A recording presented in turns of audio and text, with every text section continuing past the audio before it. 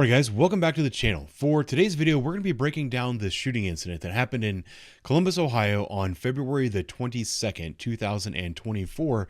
This is the shooting that left a young man named Colin Jennings deceased. If you haven't seen the video, you're not quite aware of what I'm talking about. The screenshot does a pretty good job of explaining what's going on, but officers were dispatched to a call about a man with a knife that was having a physical altercation with another person. It wasn't clear. I've listened to the majority of the 911 call, which is long, which we're not going to do today. The dispatchers were telling the officers that this was a domestic violence incident. They said it was a 17, which is domestic violence. Something about a man holding his girlfriend down with a knife. That's what the officers were responding to. They responded to this call. They approached the building. Mr. Jennings walked out of the building holding this knife, yelling at the officers to shoot him. They tried to retreat behind a vehicle and they presented deadly force. He continued to charge at them. They were left with no choice but to defend themselves. Discharged, I don't know how many rounds. It's not so 3 or 4 rounds. Unfortunately, Mr. Jennings did not survive that encounter. There are a couple of things that I want to point out about this video and a couple reactions that I have that I would like to address from things that I saw in the comments of the video. The first thing, well, it's not the first thing. It's the first thing I want to talk about. We're going to get to it here in a minute. Is going to be the concept of the 21-foot rule. This is something that comes up a lot in police encounters where somebody has a knife, and people will always say, you know, oh, that's the 21-foot rule. The officer shot him because he was inside of 21 feet. That is not what the 21-foot rule is. That is not what it means. And it's very frustrating to me when people bring that up because what they are doing potentially is offering a justification for a potentially unjustified police shooting. The distinction is, it might be a little bit nitpicky, but on situations like this, I believe that it's important that we nitpick them because people need to be working on the proper information. People should be informed and know what they're talking about. So I do want to clear that up. The other thing that I want to talk about are the comments on videos like this and some stuff that I find disturbing in the comments. And the way I want to address that is I'm actually going to bring up a comment by a woman who is saying that she is the suspect's mom in this case. This person is presenting themselves as, and I will take her on her face, saying that this is Yolanda Jennings, the mother of the man who died in this video. And I want to kind of just start the discussion about this comment by saying that I agree with her on a lot of what she is saying in this comment. This is a comment that was made on the YouTube video itself by someone saying that she is Colin's mother, and I'm going to say that I believe her. I went ahead and deleted this comment. The reason I deleted this comment is because I don't want people attacking her. I don't want people ganging up on her. I don't want that kind of stuff to happen on my videos. I didn't ban her from commenting on the channel. I didn't go through and see if she's arguing with people in the comments. I don't believe that that's the case. But you know, I think people need to keep in perspective that this woman is a mom. She has a son. She is grieving the loss of her son, and she is out publicly making some statements. If you're aware of the grieving process, part of it is denial, anger, all of those things. She is going through the grieving process. The most unfortunate part about the grieving process in our society when it comes to police-involved shootings is that the media, and I'm going to use that as a general term, even though not everybody in the media is doing this, but often members of the media will seize upon the actions of a grieving person and make that their headlines. I think that is incredibly inappropriate, and it creates this environment, this like us versus them environment, where people will now attack her for what she's saying, and they'll attack the people that were killed in situations like this, because it creates a lot of anger that is not necessary. And I don't like seeing that anger. I don't want to see anger directed at her. And I don't like seeing anger that is directed at Colin Jennings as well. And that's kind of what I'm going to talk about in her comment here. I'm going to read her comment and I'm going to address some specific things about it. She says, "This is mom. I hope none of you ever lose a child. Get the facts straight. Yes." And I think that's a typo. "Yes, he has spent his whole life trying to get help, therapy, meds, hospitals, special needs schools. My main issue was the 911 call, 10 minutes long, in which the caller told dispatchers numerous times that he was in mental health crisis. 10 long, excruciating minutes in which officers could have been alerted. My son never hurt anyone but himself. He wasn't some kind of thug or gangster, had never been in legal trouble. Y'all talk about us like we some kind of wild animals instead of human beings. I never said one word about race. The white boyfriend is the one who mentioned race. There's some other people in the media that are taking her comments and doing things with them. There are some civil rights attorneys and some people that stand to make money that are taking her comments and trying to do something with them. I think all of that is inappropriate, but I do want to stand behind some of the things that she has said, and I want to support some of her comments here. The first part of it, hope none of y'all lose a child. Appreciate that this is a grieving mother. She's lost her son. She's going through a tremendous loss. This is very difficult for her. She also said that he spent his whole life trying to get help, going to special schools, therapy, on medications, and all other stuff. I realize that this, and that kind of ties into the bottom half of the comment here too. I realize that Colin was going through some kind of mental health crisis. I realize that he wasn't in his right mind.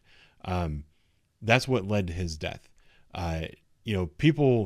This shooting is 100% a justified shooting on the side of the police officers. The police officers didn't do anything wrong, and we're going to get specifically into their tactics here in a moment. But the idea that because the police officers shoot somebody, that person must have been a bad person, that's something that we need to get out of our head. That's something we need to stop saying. This is a tragic incident all around. The officers arrived on this scene. They did not intend to shoot this man. They didn't want to shoot this man. They did, in the time that they had, they took steps to avoid it shooting him. Unfortunately, due to his mental state, he put them in a position where they were forced to defend themselves using deadly force against deadly force. And he unfortunately did not survive. That's the real story of what's going on here. And then you get down towards the bottom. She's talking about officers could have been alerted. Okay, she's confused. She doesn't understand how this stuff works. I get it. She's upset. I'm going to forgive those comments. She said, my son never hurt anyone but himself. He was not some kind of thug or gangster, had never been in any legal trouble. Y'all talk about us like we're some kind of wild animals instead of human beings. That is something that I did see a lot about in the comments, and I deleted as many of those comments as I saw. And I don't know. I delete those comments when I see them. Let's just put it that way. People will criticize me for hampering free speech, whatever. You can go screw yourselves. If you're going to go on the internet and call this guy an animal or a thug or something like that, your voice does not need to be heard. The words coming out of your mouth do not need to be part of our public discourse. I will censor you. Do you understand what I'm saying? And I'll stand behind that, and I'll defend that all day long, because this woman doesn't need to see that kind of stuff being said about her son. What happened on that day was not Colin. That was his mental illness speaking. It doesn't make him a bad person. I'm sure he was an amazing person, and that makes this even more tragic. But the fact that it's tragic doesn't mean it wasn't legally justified. There is a distinction, and we need to understand that. And just because there's a legally justified shooting doesn't mean we need to attack the person that was shot by the police. This is something that I see a lot in the community of police supporters, and it's something that I don't like. It's this cult-like behavior. It's not okay. It needs to stop. That's where I'm going to end that conversation. Moving on to the body camera footage. I've got it up in my editing software. I like to do this from time to time. The reason I have it in the editing software. Oops, let me get my headphones out. All right, now that I have my headphones on, so I'm not getting echo through the microphone. I've got this in the editing software for a variety of reasons. One, I can color code things, and I can show you the amount of time that officers were on scene in these situations. We've all seen the intro and how this went. Officers were dispatched to, I think it was 500 North Wilson Road, on a call about a man and a woman fighting. They were told that the man had a knife and that the woman was struggling to get away from him. The dispatchers were communicating that information to the officers as they were driving to the scene. I want to highlight kind of the few seconds that the officers had when they responded. So initially, the officers arrived on scene. These 3 blocks right here are 1 minute and 8 seconds. So the officer arrived on scene, and for 21 seconds, he gets out of the car. He's walking up to the building. Once he gets up to the building, I have it paused right here. There's an 9-second clip where the officer sees Colin. Colin is back here. And then Colin starts presenting deadly force.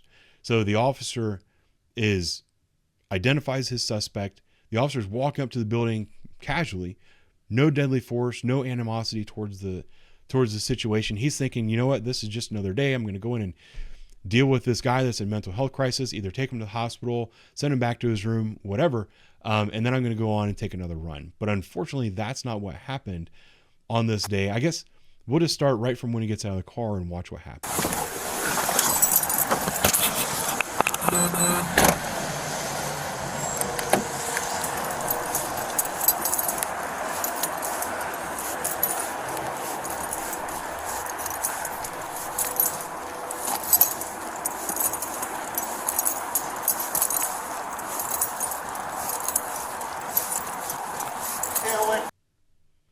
So right here is the part where he was confronted by the suspect.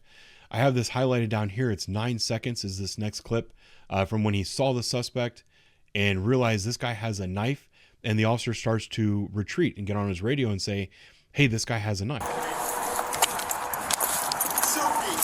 He's got a knife in his hand. So here we are at the situation where the suspect is definitely coming towards the officer. The officer is on his radio saying he has a knife in his hand, and then the backup officer arrives. This is right about that time where the backup officer is standing behind him and says, I've got lethal force, draw your taser. And Colin continues to walk towards the officer. Drop the knife, man. Drop the knife. There's multiple attempts by this officer saying, drop the knife, man, drop the knife, man. He's not dropping the knife. He's yelling at the officers to shoot him. He's approaching the officers with the knife above his head. Back up. I'm going to pause it right there. The officer who was the initial officer on scene was confronted by a man with a knife. Rather than drawing his firearm right away and shooting that man, he chose to retreat to a position of cover and increase his reactionary gap. This is where the discussion about the 21-foot rule comes into play.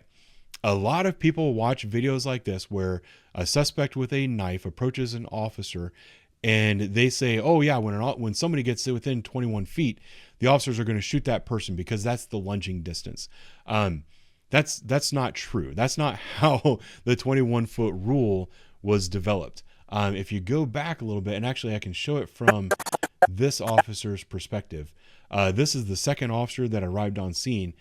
He's being notified that by the first officer that there's a knife. Yeah, I got lethal force. Oh, so you can also see the first officer did have his firearm out right here. So when Colin came out of the building, the first officer started to retreat, drew his firearm, and he's walking backwards, announcing, hey, this guy's got a gun. Why did he draw his firearm at that point in time? Well, the reason he drew his firearm at that point in time is because Colin was presenting deadly force to him. Colin was well outside of 21 feet. What is 21 feet? 21 feet is your reactionary gap.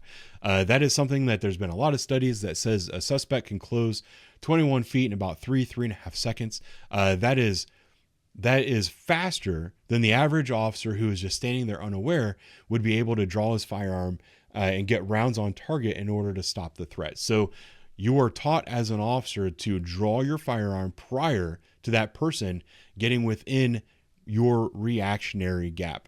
That's what he is doing right there.